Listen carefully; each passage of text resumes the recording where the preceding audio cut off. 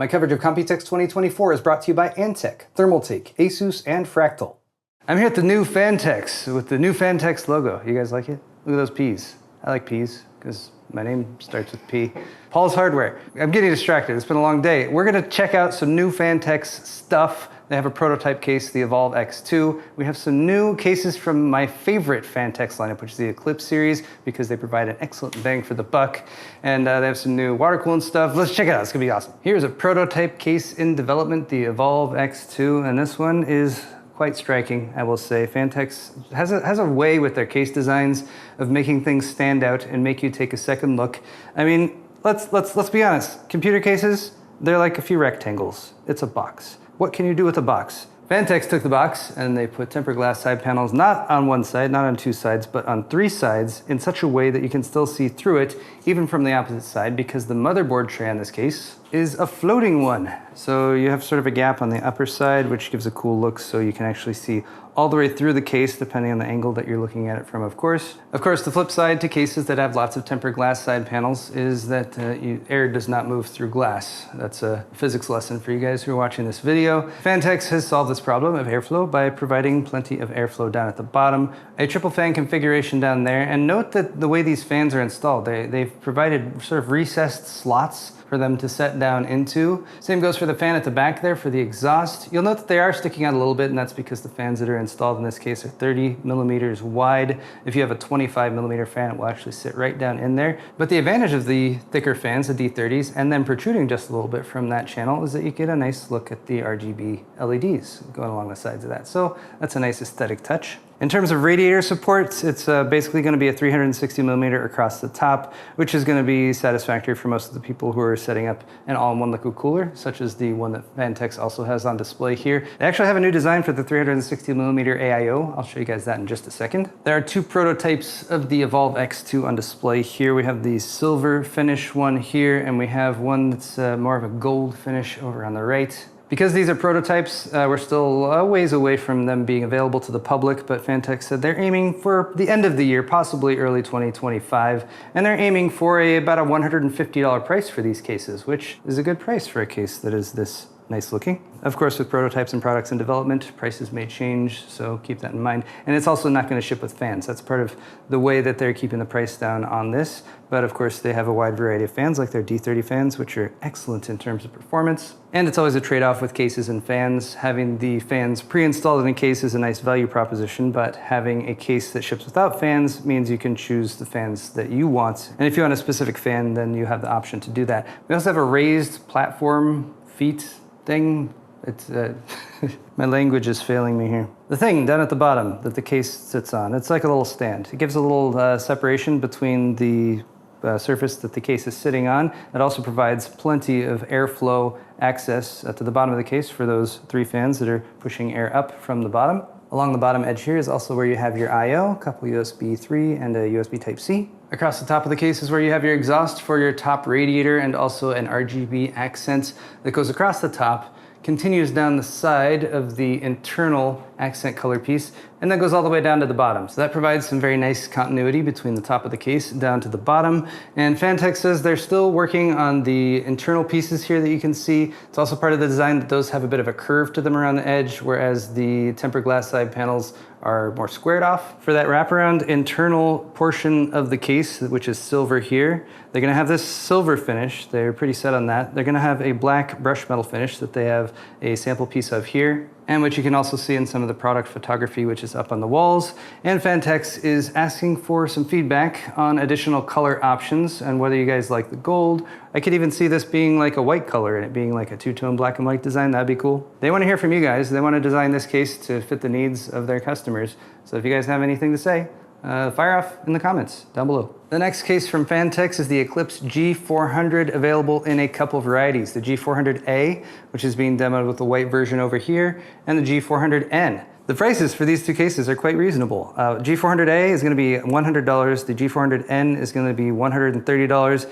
Phanteks is aiming to launch these in the Q3, roughly Q3 timeframe, maybe August or so. Phanteks has made a few upgrades to this case. Let's start with the top of the case, where you can now fit a radiator up to 360 millimeters. They've also made this removable panel metal now instead of plastic. So those are a couple nice upgrades there. They're also going with a pattern for the mesh, which they're calling a brick pattern. You can see the little rectangles in there, like little bricks, like little Lego bricks, like Brick Lake. I'm getting distracted. Inside you can see that mesh pattern that is also being used on the shroud for the AIO. Their new AIO here also has an included fan. And if you're a water cooling purist, you're like, why are you putting fans in my AIO? That's to provide some additional airflow around the VRMs. So especially if you're overclocking or running like a really high core count CPU, you want good airflow on your VRMs, and a fan next to those is nice to have. We also have added fan support down here on the power supply shroud. As you can see, they've outfitted it with 3. And for the front of the case, you have 3 140mm fans. Did I mention they're included? Both of these cases are going to have 4 fans that ship with them. They're dual covers on the front. One is that one that I just removed with the brick style mesh. And then we have a very fine mesh filter here for dust. And then note on the inside, this sort of shroud, it's sort of contoured to help focus the air down towards the fans. It also encloses the front of the case to make sure you're not losing any airflow from inside the case that's just coming out and recycling, making sure that the air is being pushed in is going through the case and actually helping to cool the components down inside. And Phanteks has also provided better clearance for the 140mm fans by making this only 140mm fan compatible.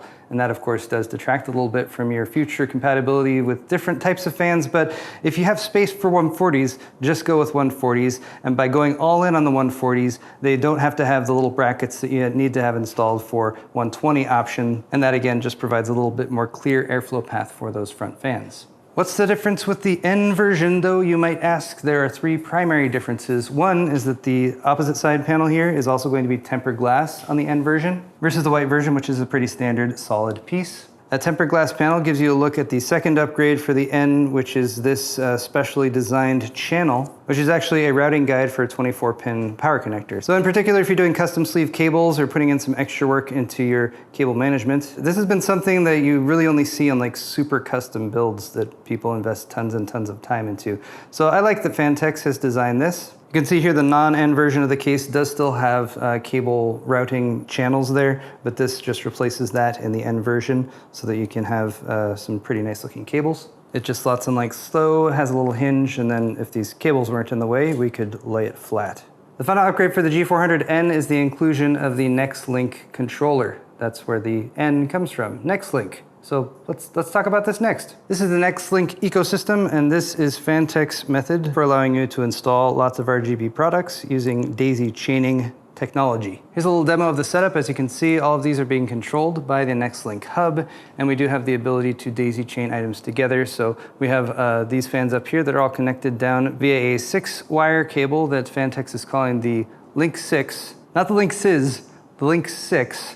And here we can see a full complement of 8 M25 G2 fans, all daisy chained together, and the NexLinq hub, as well as the Phanteks NexLinq software, which you can see running over here, is controlling the RGB and the fan speeds. It's also compatible with the new Glacier 1 M25 G2 AIO. This is a 360mm AIO that's going to ship with M25 G2 daisy chain fans. This AIO is fairly reasonably priced at $130, and we're expecting this to launch about the same time as the G400A and N in Q3, maybe around August. Finally, we have an RGB power supply connector right here. This is not an extension, but it is perhaps some high-level trolling by Phanteks.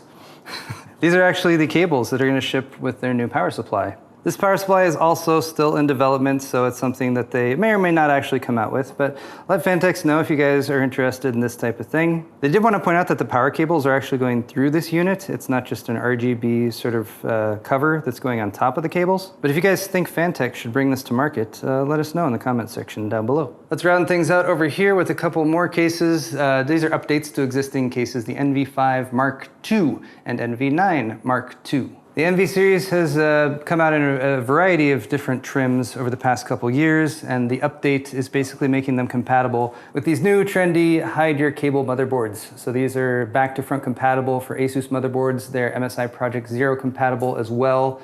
Are they compatible with Gigabyte boards? Probably not. Probably not, because the motherboard manufacturers are still getting their stuff worked out with the back to front thing. But whether you're into a larger size case with the NV9 or a smaller NV5, the Mark II is going to give you the option to build a super clean build, as demonstrated here by Phanteks, and hide your cables, because cables are shameful. We should hide them, unless you're building in the G400A and you have a cable shroud that is going to prominently display your cables. Then we love cables. I'm so confused by whether cables are good or bad. So let's stop talking about cables and let's talk about water cooling. This is the new Glacier EZ-Fit system, and this is actually going to be available in a kit. The Glacier EZ-Fit 360 D30 kit. It's a full-featured kit as well. We've got a radiator over here, and this is one of Phanteks' first radiators. Also, the fittings, which are special fittings, do come pre-installed on the radiator. We also have a reservoir pump combo unit right here. We have a CPU block down here, and we have a GPU block too. So you could basically set up a full custom water-cooled build with this kit, which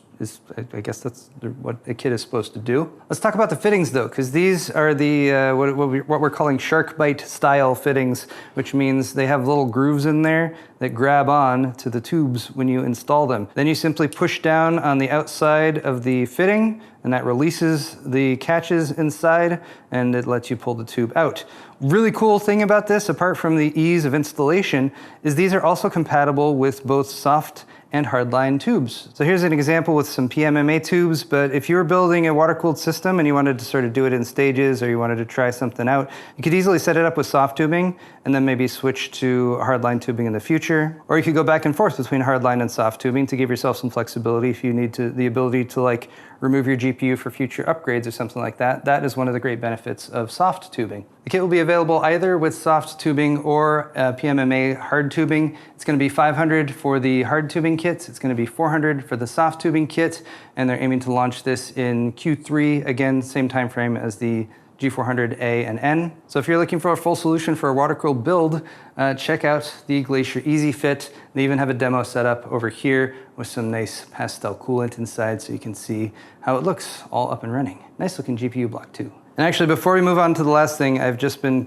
given a little bit more information. The hardline tubing kit is going to come with some extra stuff besides just the hardline PMMA tubing. You're also going to get a set of tube bending tools. You're also going to get the soft tubing as well, so the hardline tubing kit comes with soft tubing too. And it's also going to come with a set of 3 D30 fans, which is a really nice value add as well, so you can quickly populate your 360mm radiator right there. Speaking of the D30 fan, there's an example of one right there. They've been working on a 140mm version of this fan. There's not a whole lot to say about these right now, just that they're still working on them. They do want to bring these to market. There has been a lot of people asking for these fans. Since the material is liquid crystal polymer, which is really good for fan blades to prevent warping over time and allow them to get really minimal clearance there. 0.5 millimeters is what they're aiming for with the 140mm fans, but they're working on making these the right color. And you can see here, we've got sort of a grayish version here. We have a almost all black version here. Apparently with the liquid crystal polymer, it's hard to get a pure black finish, but those are still in the works. Probably no time frame on these yet, but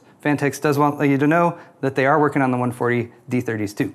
The final new case is right behind me, the Enthoo Pro 2 Server XL. That's this one right here. It is absolutely massive. So this is designed around the same chassis or frame as the Enthoo Elite, which is Phanteks' previous like ridiculously huge case. That one was more designed for like dual system builds and really crazy over the top water cooling. This one is more designed for, I almost got through a video without saying it, AI. Well, not just AI, it's like high-end workstations. But let's face it, that is the direction that a lot of high-end workstations are going. And just because you're building a high-end workstation that can do an AI doesn't mean it can't do other stuff as well. But I thought they did a pretty cool job with the front shroud on this case. It's actually made of plastic, but that's helping them keep the cost down, and sort of an extension of that brick design for the filters that they have throughout all of the cases that they're showing off today. It allows them to continue that. It just has a really cool look with some like recessed rectangles there behind the outer frame. This being a high-end and very large chassis, it is a bit more expensive at $270, but still for something that is this huge and can hold that much hardware, that's actually a quite reasonable price. They're aiming for around Q3 timeframe for all the products that I've been talking about today. The launch dates that I've been stating are ballpark, so don't get mad at Phanteks if they need to push some of these launch dates back a little bit. Developing new cases takes a lot of work and a lot of time to make sure it's done right, and Phanteks does a great job at that. But guys, that's gonna wrap it up for my coverage here at Phanteks at Computex 2024. I want to say a huge thank you to my sponsors for this event, Asus, Fractal, Thermaltake, and Antec. I have more videos coming at you real soon, so hit the thumbs up button, subscribe to my YouTube channel if you're not already, check out the playlist if you want to see all my Computex coverage, and we'll see you guys in the next video.